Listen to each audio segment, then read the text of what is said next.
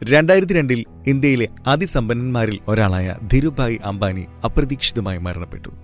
ഇദ്ദേഹത്തിന്റെ ബിസിനസ് സാമ്രാജ്യം ഇനി അങ്ങോട്ട് ആരാണ് കൈകാര്യം ചെയ്യുക എന്ന സംശയം ഇന്ത്യ ഒട്ടാകെ പടർന്നിരുന്നു.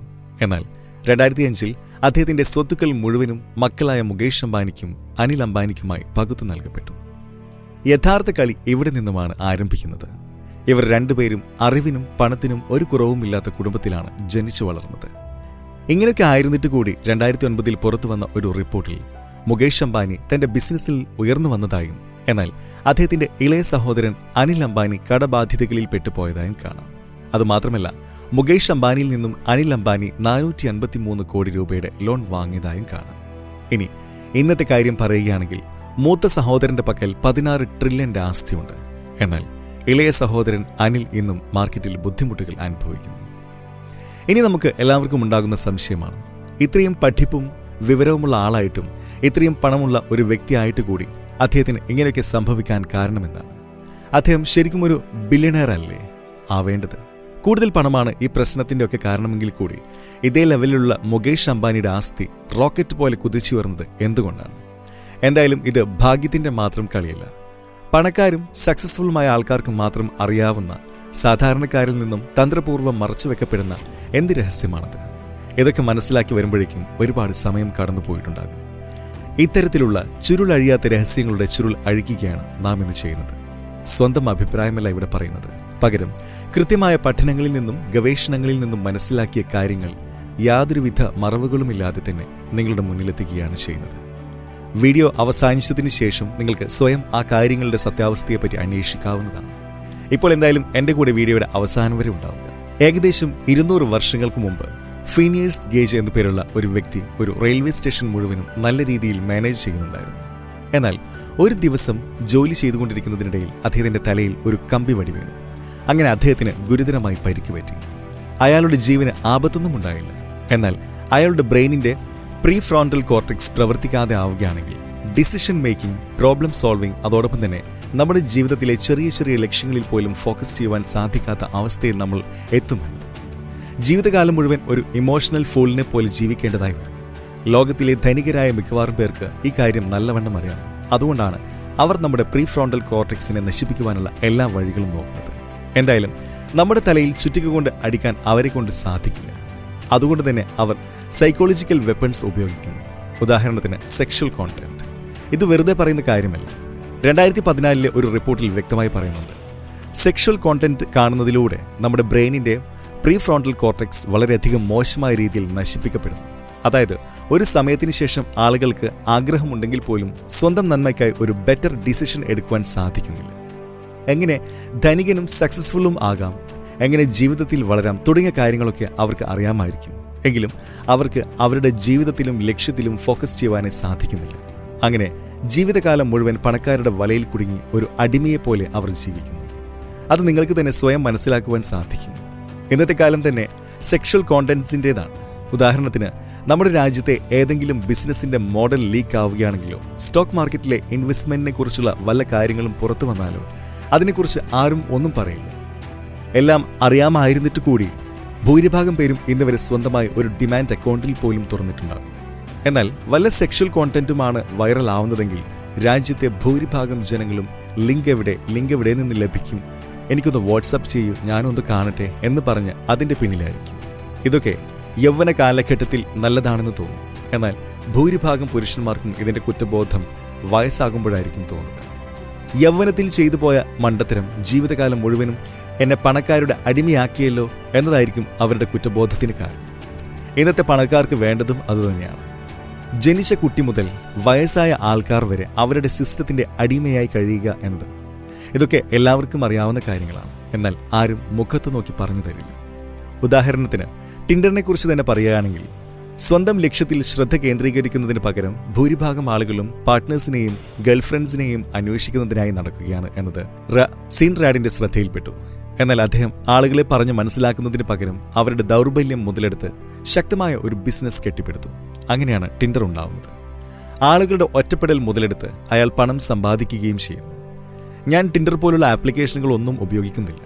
അതുകൊണ്ട് ഞാൻ ഇത്തരത്തിലുള്ള ട്രാപ്പുകളിൽ പെടില്ല എന്ന് നിങ്ങൾക്ക് തോന്നുകയാണെങ്കിൽ അത് നിങ്ങളുടെ അറിവില്ലായ്മ മാത്രമാണ്. മാർക്കറ്റിൽ കാണാൻ സാധിക്കുന്ന മറ്റ് സോഷ്യൽ മീഡിയകളും ഏതാണ്ട് ഇതേ കാര്യം തന്നെയാണ് ചെയ്യുന്നത്. ഇനി ടിൻഡർ അല്ലെങ്കിൽ അതുപോലുള്ള മറ്റേതെങ്കിലും ആപ്ലിക്കേഷനെ പറ്റി പറയുമ്പോൾ നിങ്ങൾക്ക് അത് പാർട്ട്ണറിനെ കണ്ടുപിടിക്കുന്ന ഒരു ആപ്പായി തോന്നാം. എന്നാൽ നിങ്ങൾക്കൊരു പാർട്ട്ണർ ലഭിക്കണമെന്ന് അവർ ഒട്ടും തന്നെ ആഗ്രഹിക്കുന്നില്ല. കാരണം സ്വാഭാവികമായും ഒരാൾക്ക് പാർട്ട്ണർ ലഭിച്ചു കഴിഞ്ഞാൽ അയാൾ ആപ്ലിക്കേഷൻ ഉപേക്ഷിക്കുന്നു. അതിനുശേഷം ആപ്ലിക്കേഷന്റെ ഉപയോഗം അയാൾക്ക് എന്തിനാണ്? ഇതിലൂടെ ആപ്പ് ഉണ്ടാക്കുന്ന ആൾക്ക് വലിയ ലാഭമൊന്നും കിട്ടുന്നില്ല. അതുകൊണ്ട് തന്നെ ടിൻഡർ പോലത്തെ ആപ്ലിക്കേഷൻ ആളുകളിൽ മൈൻഡ് ഗെയിം കളിക്കാൻ തുടങ്ങുന്നു. അതായത് ആദ്യത്തെ തവണ ആപ്പിൽ ലോഗിൻ ചെയ്ത ഉടനെ നിങ്ങളുടെ പ്രൊഫൈലിൽ പെൺകുട്ടികളുടെ ലൈക്സ് കാണിക്കുവാൻ തുടങ്ങുന്നു. എന്നാൽ നിങ്ങളുടെ പ്രൊഫൈൽ ലൈക്ക് ചെയ്ത പെൺകുട്ടിയുമായി നിങ്ങൾക്ക് സംസാരിക്കണമെങ്കിൽ അതിനായി പണം നൽകേണ്ടതായി വരും. എന്നാൽ ഒറ്റപ്പെടൽ അനുഭവിക്കുന്ന പെൺകുട്ടികളായാലും ആൺകുട്ടികളായാലും ഒന്നും ചിന്തിക്കാതെ തന്നെ പണം നൽകുന്നു. പണം നൽകിയതിനു ശേഷം എന്തെങ്കിലും നല്ലത് സംഭവിച്ചാൽ കുഴപ്പമില്ല. ഇനി ഒന്നും സംഭവിച്ചില്ലെങ്കിൽ ഇവർ നിങ്ങളോട് വന്ന് കുറച്ച് പണം കൂടി അടച്ച് പ്ലാറ്റിനം അല്ലെങ്കിൽ ഗോൾഡ് മെമ്പർഷിപ്പ് എടുക്കുകയാണെങ്കിൽ നിങ്ങളുടെ പ്രൊഫൈൽ ലോകത്തിലെ ഉയർന്ന 20% ആളുകൾക്കിടയിൽ എത്തിക്കുമെന്ന് വാക്ക് തരുന്നു. ഒറ്റപ്പെടലിൽ കുടുങ്ങിക്കിടക്കുന്ന ആളുകൾ ഇതൊക്കെ കേട്ട് അവിടുന്നും ഇവിടുന്നുമൊക്കെ പണം ഒപ്പിച്ച് ഇവർക്ക് നൽകുന്നു. ഇതിനുശേഷം അവർക്ക് ഏതെങ്കിലും ഒരു ലൈഫ് പാർട്ട്ണർ ലഭിക്കും എന്നതിന് യാതൊരുവിധ ഉറപ്പുമുണ്ടായിരിക്കില്ല. കാരണം സാധാരണക്കാരന്റെ ബുദ്ധിമുട്ടുകൾ വേഗം അവസാനിക്കണമെന്ന് ഇവർ ഒട്ടും ആഗ്രഹിക്കുന്നില്ല. എത്രത്തോളം ആളുകൾ ദുഃഖവും സങ്കടവും ഒറ്റപ്പെടലുമൊക്കെ കൊണ്ട് ജീവിക്കുന്നുവോ അത്രത്തോളം കൂടുതൽ കസ്റ്റമർ ബേസ് അവർക്ക് ലഭിക്കും. അതുവഴി അവർക്ക് ഒറ്റ രാത്രി കൊണ്ട് ഒത്തിരി പണം സമ്പാദിക്കുവാൻ സാധിക്കും. ആളുകളുടെ ബുദ്ധിമുട്ടുകളെ ഉപയോഗിച്ച് പണം സമ്പാദിക്കാനുള്ള മികച്ച മാർഗങ്ങളൊക്കെ ഈ ആപ്ലിക്കേഷനുകളൊക്കെ പഠിച്ചു കഴിഞ്ഞു. യൗവനത്തിന്റെ ചൂടിൽ കൂടുതൽ പേരും ഇത് മനസ്സിലാക്കാതെ പോകുന്നു. അതുകൊണ്ട് തന്നെ എളുപ്പത്തിൽ അവരുടെ ഡേറ്റിംഗ് ട്രാപ്പിൽ പെട്ടുപോകുന്നു. യഥാർത്ഥത്തിൽ നിങ്ങൾ നിങ്ങളുടെ ജീവിതത്തിൽ മികച്ച കാര്യങ്ങൾ ചെയ്യുകയാണെങ്കിൽ ഡേറ്റിംഗ് ആപ്സിൽ ഉള്ളതിനേക്കാളും നല്ല ബന്ധങ്ങൾ നിങ്ങളുടെ മുന്നിൽ നേരിട്ട് തന്നെ എത്തും. എലോൺ മസ്ക് അല്ലെങ്കിൽ ബാക്കി മില്യണേഴ്സ് ആയിട്ടുള്ള ഏതെങ്കിലും ആളുകൾ എപ്പോഴെങ്കിലും ഏതെങ്കിലും ഡേറ്റിംഗ് ആപ്സിൽ ചെന്ന് അക്കൗണ്ട് തുറന്നു എന്ന് നിങ്ങൾ കേട്ടിട്ടുണ്ടോ? ഒരിക്കലുമില്ല. കാരണം ലോകത്തിലെ തന്നെ സൂപ്പർ മോഡൽസ് അവരെ നേരിട്ട് സമീപിക്കുന്നു. മുഖവും സൗന്ദര്യവും നോക്കിയല്ല, പകരം ആസ്തി കണ്ടിട്ടാണ് അവർ അങ്ങനെ ചെയ്യുന്നത്. ആളുകൾ ഇതൊക്കെ മനസ്സിലാക്കുമ്പോഴേക്കും സമയം ഒത്തിരി കടന്നു പോയിട്ടുണ്ടാകും. അപ്പോഴാണ് വളരെയധികം തന്ത്രപരമായി ഇവർ യുവാക്കളുടെ മനസ്സിൽ കമ്പനി, ഷെയർസ്, ഇൻവെസ്റ്റ്മെന്റ്, ബോണ്ട് തുടങ്ങിയ കാര്യങ്ങളെ മോശമായി കാണിക്കുകയും എന്നാൽ അതേ പണം ഇവരുടെ ആപ്പിലാണ് ചെലവഴിക്കുന്നതെങ്കിൽ അത് ശരിയായ രീതിയിലുള്ള ഇൻവെസ്റ്റ്മെന്റ് ആണെന്നും വരുത്തി തീർക്കുന്നത്. എന്നാൽ വാസ്തവത്തിൽ ഇന്നു മുതൽ ഓരോ മാസവും കൂടുതലൊന്നും വേണ്ട, വെറും 2000 രൂപയുടെ നിക്ഷേപം നടത്തിക്കൊണ്ട് വാർഷികമായി 5% വീതം കൂടുന്ന SIP തുടങ്ങുകയാണെങ്കിൽ വരുന്ന 60 വർഷം കൊണ്ട് ഈ ചെറിയ തുക 12 മുതൽ 13% വരെ വർദ്ധിച്ചാൽ പോലും 60ാമത്തെ വർഷം നിങ്ങൾക്ക് 4.3 കോടി രൂപ ലഭിക്കും. ഇനി നിങ്ങൾ 5000 രൂപയുടെ SIP ആണ് തുടങ്ങുന്നതെങ്കിൽ 60 വർഷങ്ങൾക്ക് ശേഷം അത് 10 കോടി രൂപയായി മാറും. എന്നാൽ വളരെയധികം സീരിയസ് ആയി നിങ്ങൾ 20,000 രൂപയാണ് മാസം SIPക്കായിട്ട് മാറ്റിവെക്കുന്നതെങ്കിൽ 60 വർഷം കഴിയുമ്പോൾ നിങ്ങൾക്ക് 44 കോടി രൂപ ലഭിക്കും. വാർദ്ധക്യത്തിൽ നിങ്ങൾക്ക് ആരുടെയെങ്കിലും കരുണയിൽ കഴിയേണ്ട ആവശ്യവും ഉണ്ടാവില്ല. ഇത് അത്ര പുതിയ കാര്യമൊന്നുമില്ല. ആയിരക്കണക്കിന് ആളുകൾ ഭാരതത്തിന്റെ ഇൻഡെക്സ് ഫണ്ടിൽ വർഷങ്ങളായി നിക്ഷേപം നടത്തി ഓരോ വർഷവും കോടികൾ സമ്പാദിക്കുന്നു. എന്നാൽ കുറച്ച് ആളുകൾ മനഃപൂർവ്വം ഇതിനെ ബോറിങ്ങും മോശവുമാണെന്ന് ചിത്രീകരിച്ച് ഇതിന്റെ പേര് നശിപ്പിക്കാൻ ശ്രമിക്കുന്നു. അതിലൂടെ അവർ യുവാക്കളെ ജീവിതകാലം മുഴുവൻ തങ്ങളുടെ സിസ്റ്റത്തിന്റെ അടിമകളാക്കി വയ്ക്കാൻ ശ്രമിക്കുന്നു. നാം ഡാറ്റയുടെ അടിസ്ഥാനത്തിൽ പറയുകയാണെങ്കിൽ ലോകം ഗ്രേറ്റ് ഡിപ്രഷൻ, പോസ്റ്റ് വാർ തുടങ്ങിയ ഭയാനകമായ ഘട്ടങ്ങളിൽ കൂടി കടന്നുപോയപ്പോൾ ഉണ്ടായ ആത്മഹത്യകളെക്കാൾ വളരെയധികം കൂടുതലാണ് ഇന്നത്തെ സൂയിസൈഡ് റേറ്റ്. നാളെ ആഹാരം ലഭിക്കുമോ ഇല്ലയോ എന്ന് ആളുകൾ വിഷമിച്ച് കഴിഞ്ഞിരുന്ന കാലമുണ്ടായിരുന്നു. നാളെ ജീവനോടെ ഉണ്ടാകുമോ ഇല്ലയോ എന്ന് പോലും ആളുകൾക്ക് ഒരു ഉറപ്പുമില്ലാത്തൊരു കാലമുണ്ടായിരുന്നു. ഈ അവസ്ഥകളെ പോലും ആളുകൾ ആത്മവിശ്വാസത്തോടെ അതിജീവിച്ചു.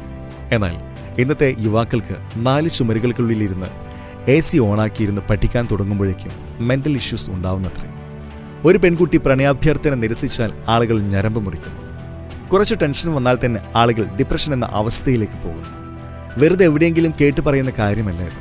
പകരം കൃത്യമായി ഡാറ്റ എടുത്തു നോക്കിയാൽ തന്നെ മനസ്സിലാകും ഈ പറഞ്ഞതിലെ സത്യാവസ്ഥ എത്രയെന്ന്. കാരണം ഇന്ന് യുദ്ധമോ ഡിപ്രഷനോ ഉള്ള സിറ്റുവേഷൻസ് ഒന്നുമില്ലെങ്കിൽ കൂടി കുറച്ച് വളഞ്ഞ ചിന്തകളുള്ള ആളുകളും കച്ചവടക്കാരും ചേർന്ന് നമ്മുടെ യുവാക്കളെ ജീവിതകാലം മുഴുവൻ അവരുടെ അടിമകളാക്കുവാൻ വേണ്ടി ദുർബലരാക്കാൻ ശ്രമിക്കുന്നു. ഇതുവഴി അവരെ സ്വയം ഒന്നും തന്നെ ചെയ്യാൻ സാധിക്കാത്ത തരത്തിലുള്ള ആളുകളാക്കി മാറ്റുന്നു. അങ്ങനെ ബിസിനസ്സുകാർക്ക് അവരുടെ ആവശ്യം നേടുവാനും സാധിക്കും. ഇതെല്ലാം ആളുകൾ മനസ്സിലാക്കി വരുമ്പോഴേക്കും സമയം ഒത്തിരി വൈകിയിട്ടുണ്ടാകും. അതുകൊണ്ടാണ് പണക്കാർ അവരുടെ മുഴുവൻ ശ്രദ്ധയും യുവാക്കളെ മാനസികമായി തളർത്തുന്നതിനായി ഉപയോഗിക്കുന്നത്. ഇപ്പോഴൊക്കെ ഇവരുടെ ശ്രദ്ധ മാനസികാരോഗ്യത്തിൽ മാത്രമല്ല, ശാരീരികമായ ആരോഗ്യത്തിൽ കൂടിയാണ്.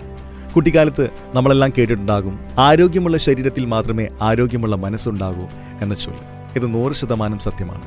ഇതിനെ അടിസ്ഥാനമാക്കിയാണ് ഭാരതത്തിലെ സംസ്കാരം തന്നെ രൂപപ്പെടുത്തിയിട്ടുള്ളത്. ഇതിനെ അതുപോലെ പിന്തുടർന്നുകൊണ്ടാണ് നമ്മുടെ രാജ്യത്ത് മഹാറാണ പ്രതാപിന്റെ ഭരണം നടന്നത്. ഇത്തരത്തിലുള്ള സൗജന്യവും ശക്തവുമായ കാര്യങ്ങൾ വലിയ കമ്പനികളുടെ മുതലാളിമാർക്ക് ഉപകാരപ്രദമല്ല. അതുകൊണ്ട് തന്നെയാണ് അവർ മനഃപൂർവ്വം പ്രസിദ്ധരായ സെലിബ്രിറ്റീസിനെ കൊണ്ട് കൂൾ ഡ്രിങ്ക്സും ഫാസ്റ്റ് ഫുഡുമൊക്കെ കഴിക്കുന്നതായി നമ്മുടെ മുന്നിൽ അഭിനയിപ്പിക്കുന്നത്. അതിൽ ആകർഷിക്കപ്പെട്ട് ഇന്നത്തെ ഭൂരിഭാഗം യുവാക്കളും ഫാസ്റ്റ് ഫുഡിൽ അഡിക്റ്റഡായി മാറുന്നു. അതിലൂടെ അവർ ശാരീരികമായും മാനസികമായും ദുർബലരാകുന്നു. ഇതിലെ മറ്റൊരു രസകരമായ കാര്യം എന്തെന്നാൽ ബ്രാൻഡിനെ പ്രൊമോട്ട് ചെയ്യുന്ന സെലിബ്രിറ്റീസിന് പോലും ഈ കാര്യങ്ങളൊക്കെ അറിയാം. അതുകൊണ്ട് തന്നെയാണ് അവർ കുടിക്കുന്ന ചായയിൽ 1 സ്പൂൺ പഞ്ചസാര ഇട്ടാൽ പോലും അവർ ദേഷ്യപ്പെടുന്നത്. ഈ സത്യങ്ങളൊക്കെ അറിയാമെങ്കിൽ പോലും ഇന്ത്യയിൽ 64% ആളുകളും എക്സസൈസ് ചെയ്യാറില്ല. എന്നാൽ പഠനങ്ങളിലൂടെ ഗവേഷകർ പറയുന്ന കാര്യമാണ്, എക്സസൈസ് ചെയ്യുന്നതിലൂടെ നമ്മുടെ ബ്രെയിനിലെ ഡോപ്പമൈൻ ലെവലിനോടൊപ്പം ടെസ്റ്റോസ്റ്റിറോൺ ലെവലും വർദ്ധിപ്പിക്കുന്നു.